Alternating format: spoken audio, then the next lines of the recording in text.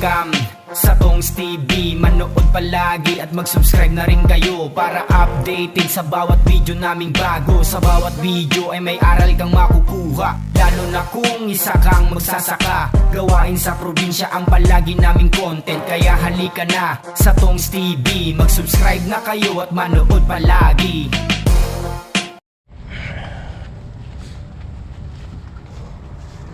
Buwa.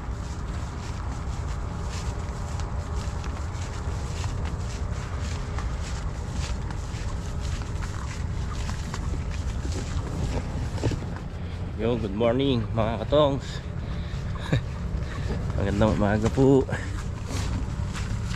Ayan, dala-dala namin yung water pump at patubigin yung ampalaya natin. Hindi mayari-yari sa pagpapataba dahil kahapon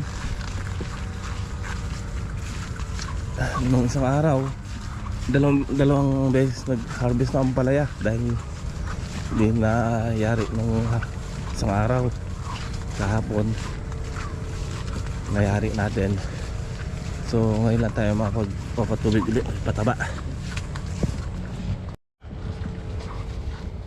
Ayan,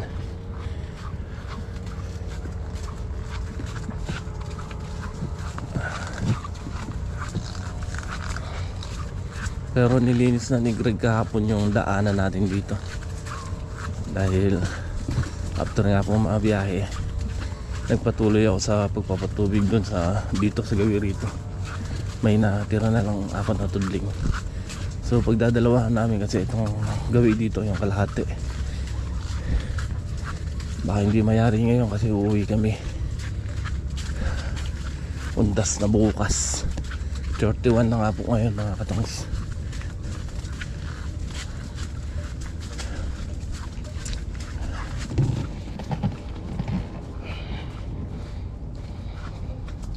Tuloy lang kahit na baksak ang presyo. Alam niyo mga katongs, presyo ng palaya kahapon 22, ang pipino 8, yung sitaw maganda 70 pa nakuha. Ha? Ha?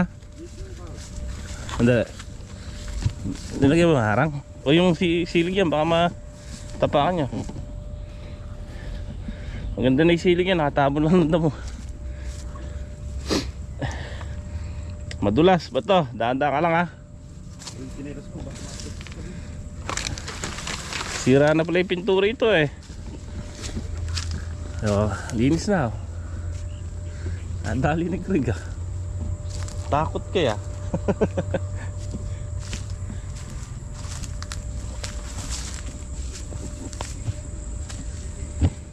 Gagamit na tayo ng sapa. Ganda naman pala dito, tignan no, punong-puno ah. Punong-punong tignan no. No.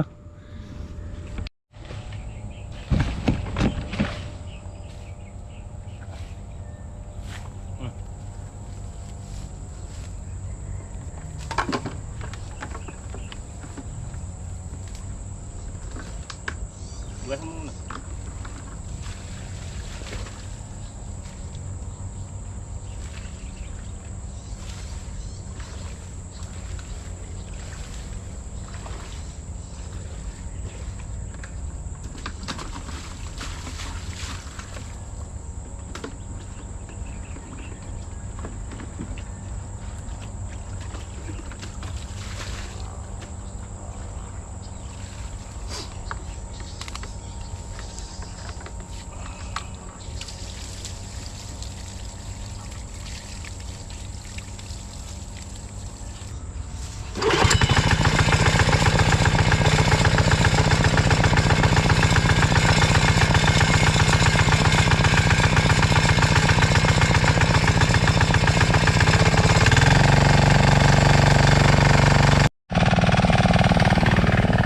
Okay, ayan, napandar na natin. So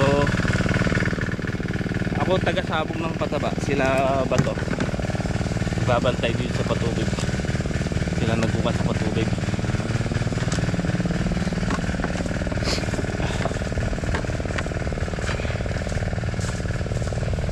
nagsimula si Greg sa kabilang side. Sa lubong sila ni Bato.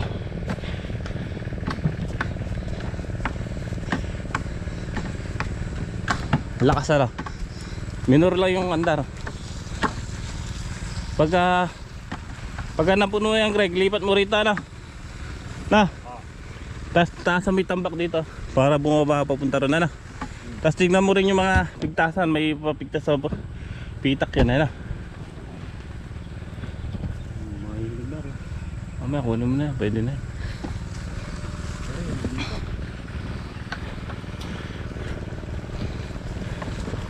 Okay, magsasabog naman tayo ng pataba.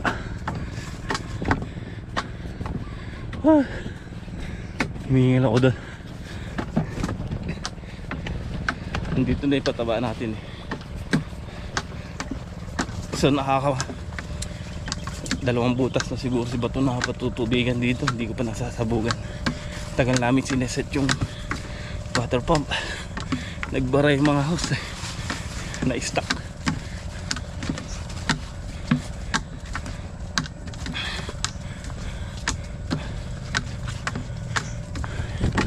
Ang ganda ng bunga naman pala natin. Oh. Kailangan natin patubigan at patabaan.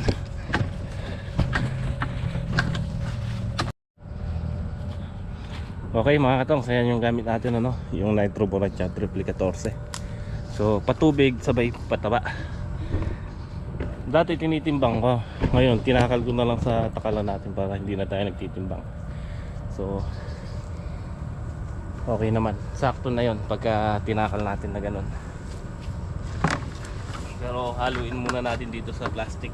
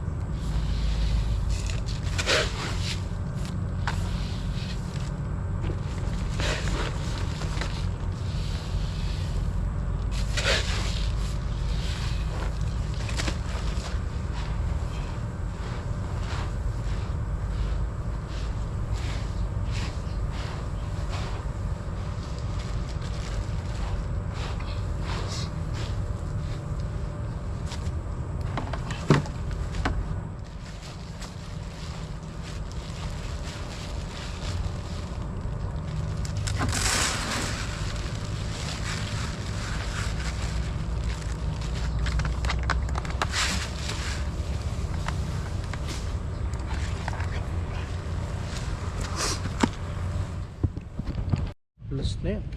Ha? Lost. Ha? Lost na yung isa. Puno na? Ha?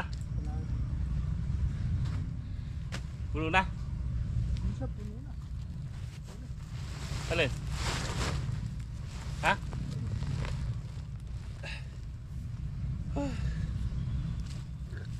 Sabugan mo nga.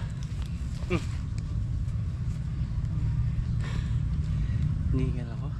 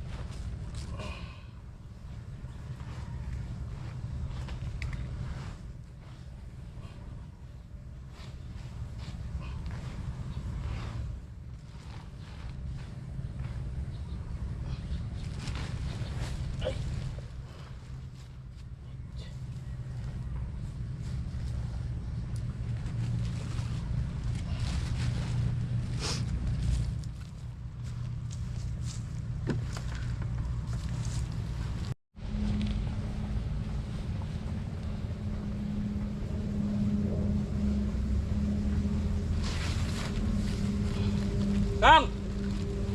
Kang! Dali mo yung kalahating calcium! Yung nitrobor!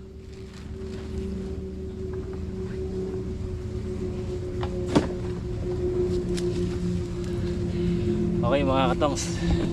Ayan mo. Para tayong hinahabol ng kabayo. Dalawa kasi nagpapatubig. Pagka napuno na yung pinapatubigan nila, sinasabugan ko. Ang problema, hindi ko sila maagat. Ayan o. Kanina, pinahakot natin to. Isang triple 14 at saka isang nitrobor. Ngayon, naubos na natin yung dalawang sakong triple 14. Ayan. Kahapon, yung binili ni paring Jay, nagpabili pa ako ng dalawang triple 14. Ang nabili niya, isang triple 14 na Atlas at saka Pilpos. So, itong Pilpos, ang inano na lang natin ngayon. Kasi wala na daw mabiling Atlas. So, ito yung sinasabing natin ngayon. Yari na si Bato rito sa Kabiyak. Si Greg, 3 butas na lang.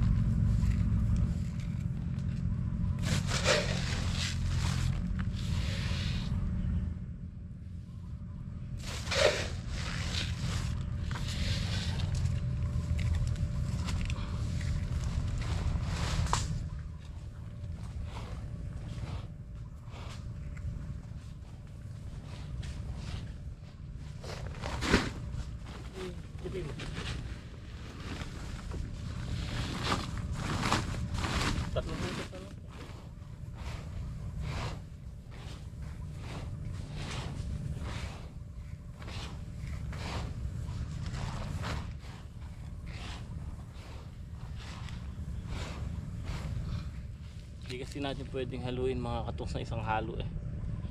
Madaling humulas yung nitrobor, yung calcium. Madaling humulas. So nababasa pagka hinalo natin, tapos hindi naman maisasabog kagad, humuhulas. Kaya tinatakal-takal ko na lang.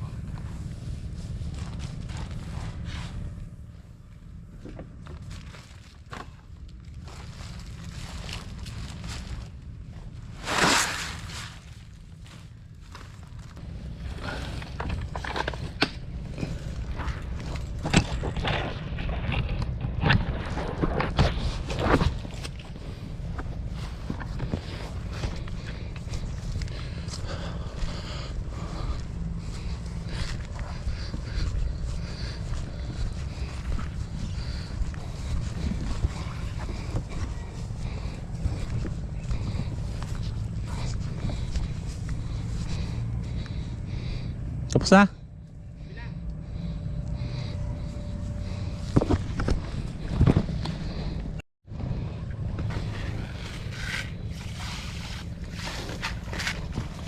Ay, naka.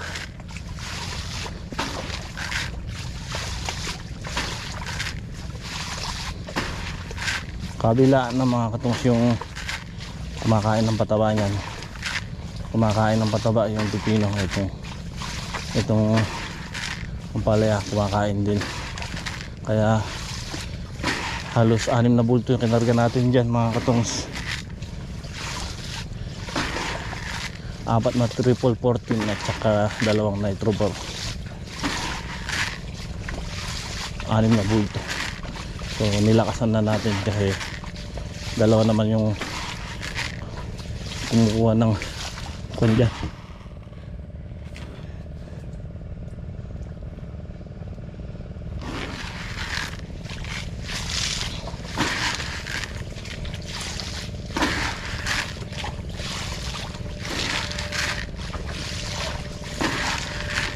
Tsaka medyo murang pataba lang ginagamit natin ngayon. Mura yung gulay. Kahapon faktura 22, nung isang araw 30. Ang palaya po yun, ha. Kaya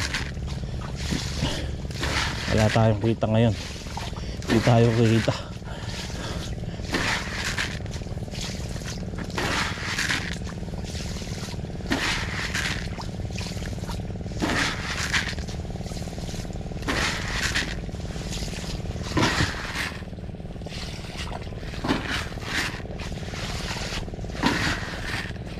Baka sakali sa sitaw bumawi tayo.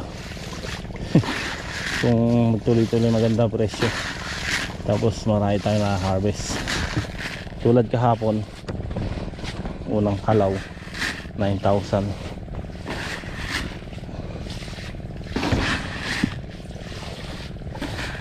Dito sa Ampalaya nasira tayo sa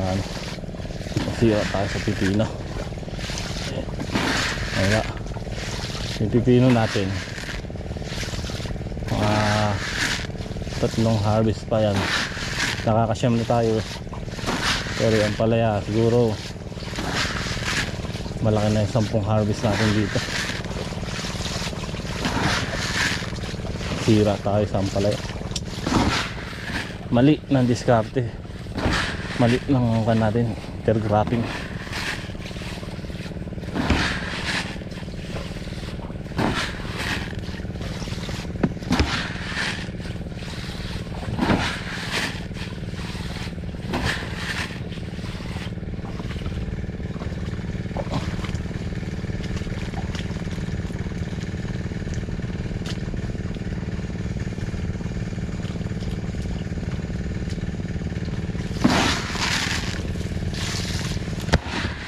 First time kasi natin magtanim ng pipino, mga katong. Hindi natin alam yung ano ng pipino, kaya nagkamali tayo sa sinama natin sa Ampalaya.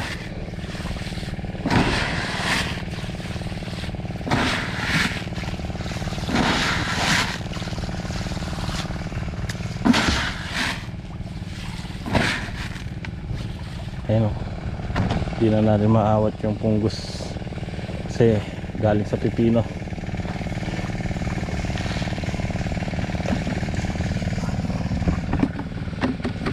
Ay, 3 butas na lang patubigin ni Greg.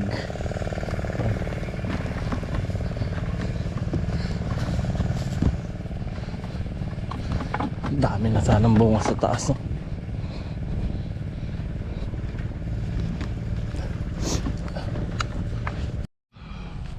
So ayan nga po mga katongs, tapos na tayo magpatubig at pataba. Para ako lalagnatin.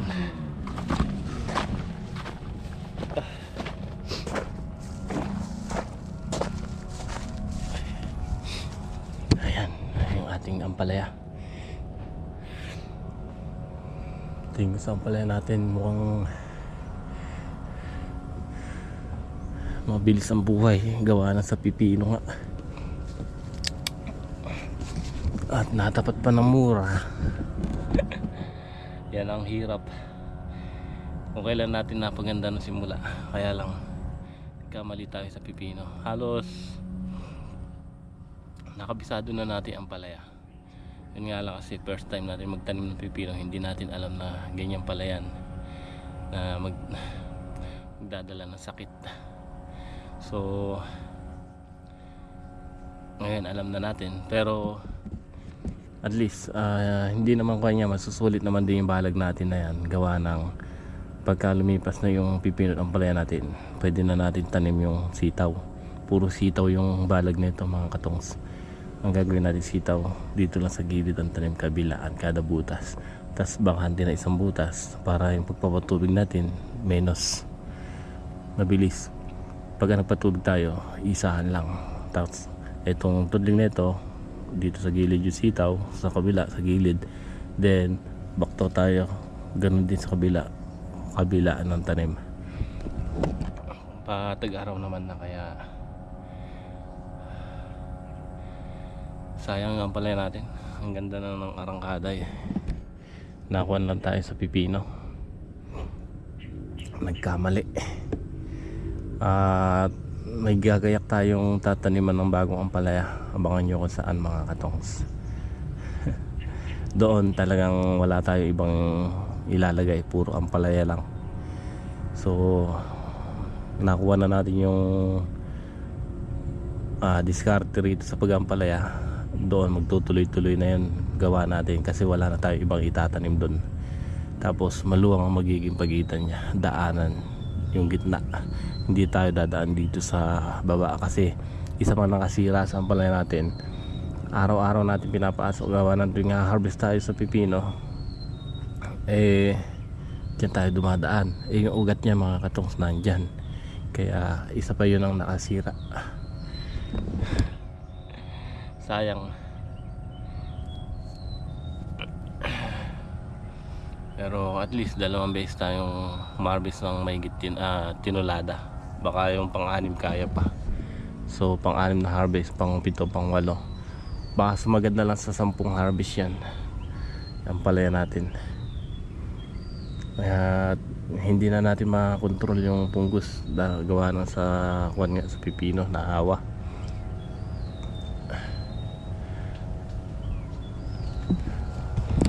Kaya mga katongs, hanggang dito na lang muna yung ating vlog ngayong araw. Pasensya na po kayo, medyo masama ang pakiramdam ko.